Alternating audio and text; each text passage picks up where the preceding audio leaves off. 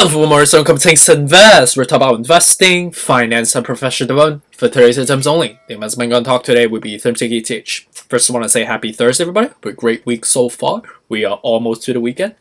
Respect to recording time of 9:15 a.m. on the Eastern Time. Ethereum coin $23,573, up about 1.48% so far.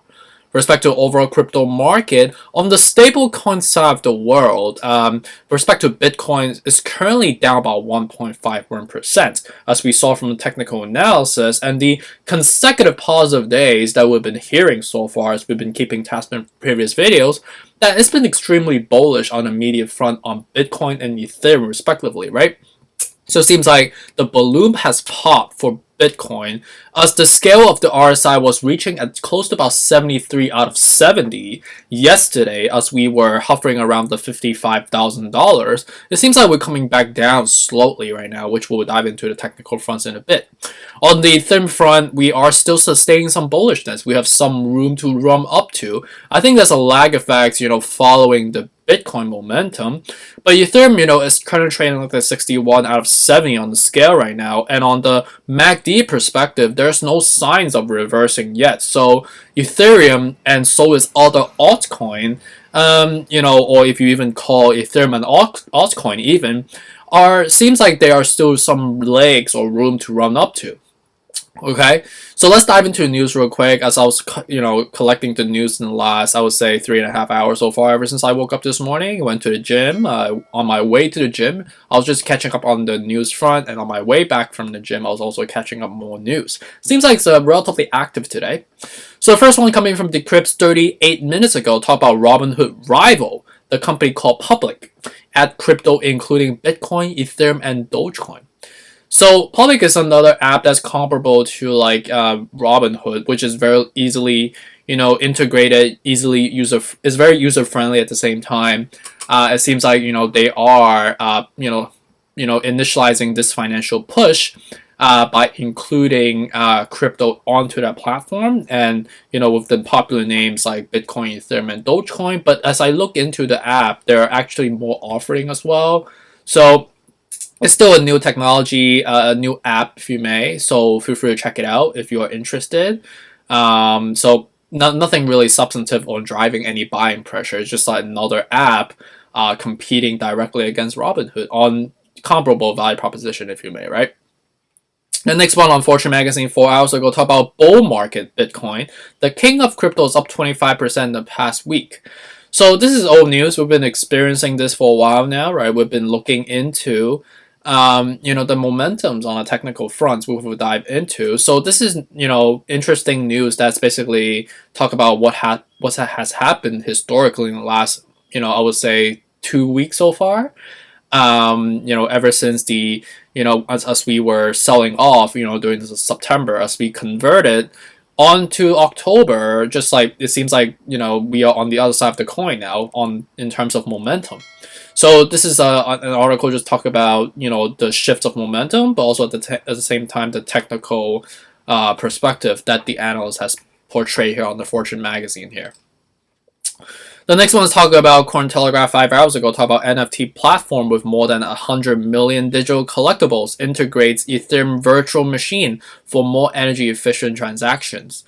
So this is another news talking about with respect to the massive commercializations that I've been experiencing on NFT, platforms. And with respect to this value proposition, it seems like it's growing on both a consumer perspective, but also on the corporate perspective.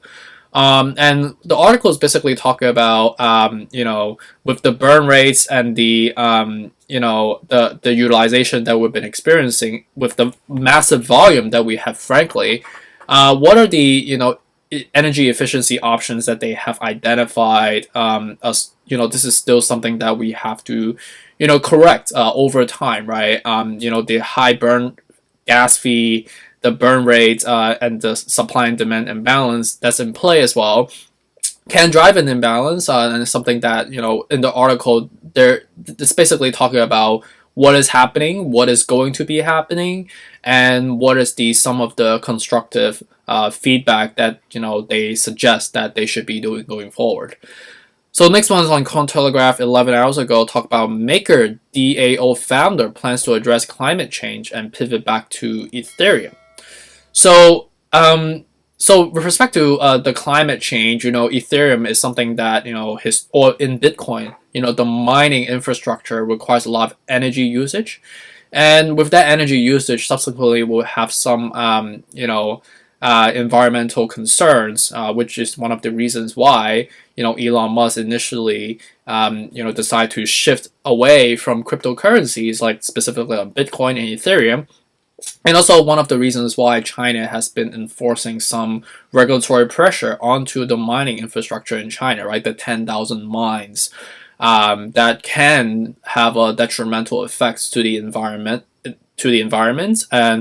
and with respect to the Maker DAO founders, it seems like he is seeing some optimism around the changes that Ethereum is currently cultivating with respect to the minimization of the gas fee, but also with respect to the more environmentally friendly proposition that they will be that they're currently working on to cultivate Ethereum transactions going forward. So something we appreciate. It seems like people are slowly being influenced or incentivized to adopt Ethereum as a long-term value proposition as well. The next one is on Bazinga 12 hours ago. Talk about Bitcoin dominates Ethereum, Dogecoin gains, and Shiba Inu extends eye-popping rally. So this is about just basically another drag effect, right?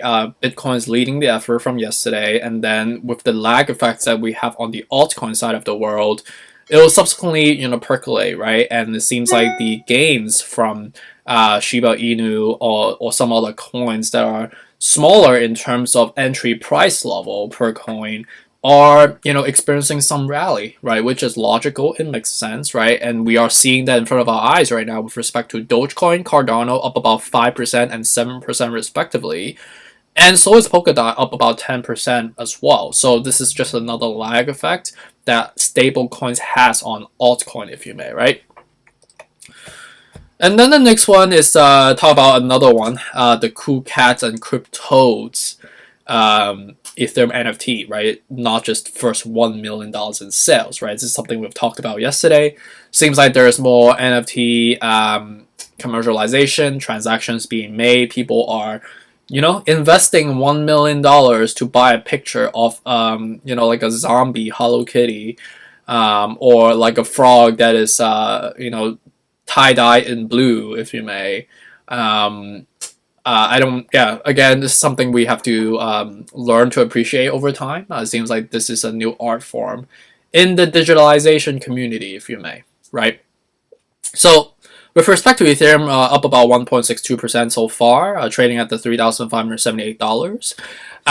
Momentum-wise, we are still bullish. There's no signs of reversing yet, but right now we are basically levitating. There is no platform of substantiveness at the current level that we are at right now.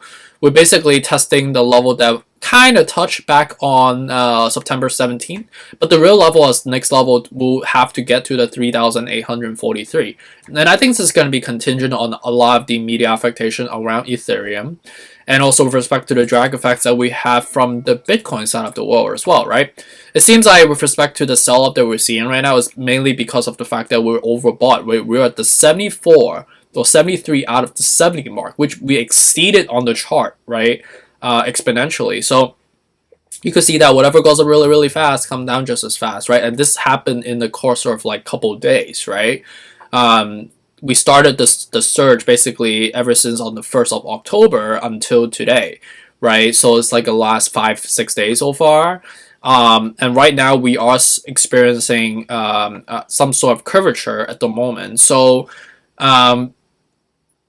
I think a sell-off is imminent because of the fact that we're still overbought despite this minimal sell-off that we're experiencing right now. Contingent on no more black swan or positive news that's going to be pumping the market.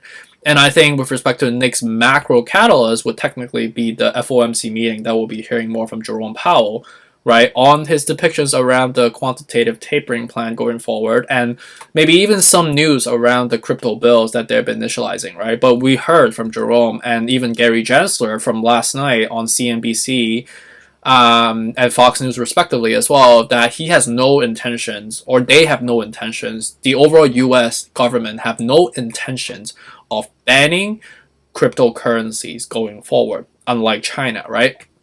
So I think the adjustments for the price has already been adjusted in front of us. So I think, unless we hear more catalysts from like China saying that, oh, we're not banning crypto as well, then we should sustain the rally. But with respect to beside that affectation, I don't know how sustainable is the current level at the moment. So I would definitely be cautious because of, overall Bitcoin is very overbought right now. Ethereum is close to being overbought, and I think the next level you ideal $1 cost average at, again, knowing the fact that we're at the 60 right now, would still be the 3,150, 2,007, 2,450, right? Dogecoin having the lag effect again, right? Because of the fact that the altcoin will follow after the stablecoin surge, right?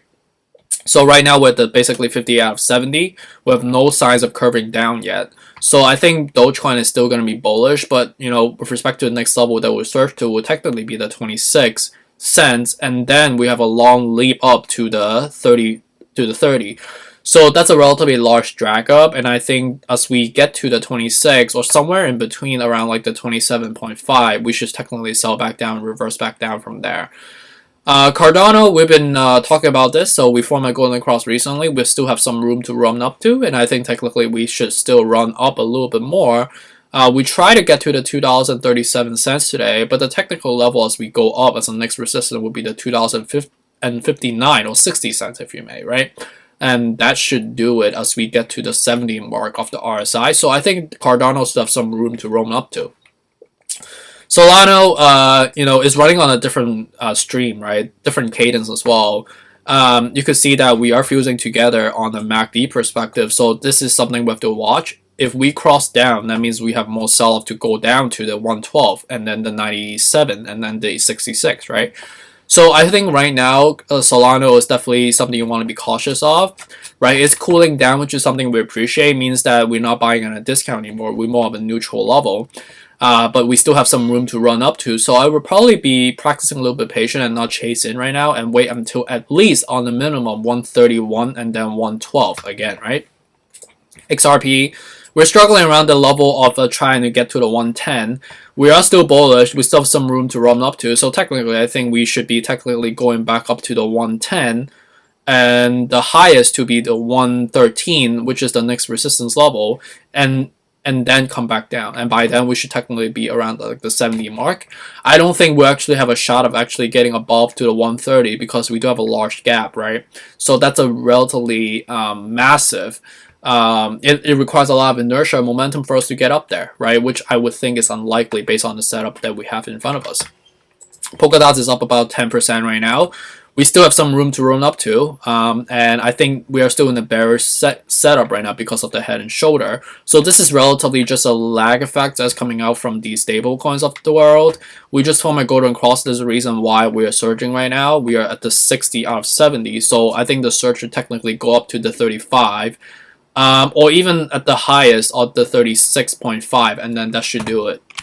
So with respect to market cycle, we are still in the anger and depression stage.